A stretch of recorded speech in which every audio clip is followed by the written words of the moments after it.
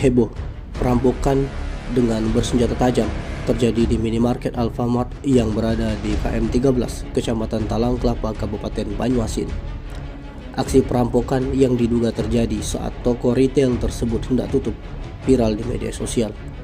Dalam rekaman CCTV yang telah viral, masih terlihat ada karyawan berada di meja kasir.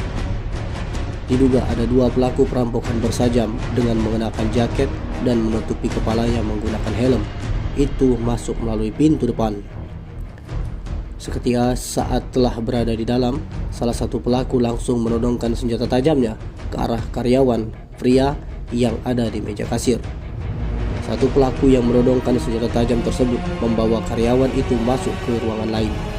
Sementara satu korban lainnya yang terlihat berjalan pincang keluar masuk ke dalam toko.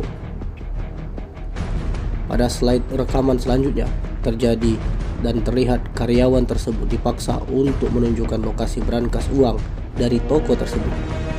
Satu karyawan wanita yang diduga ditodong sajam terlihat dengan ketakutan membuka perlahan brankas tersebut. Selanjutnya pelaku langsung dengan leluasa mengambil seluruh isi yang ada di dalam brankas yang diduga uang.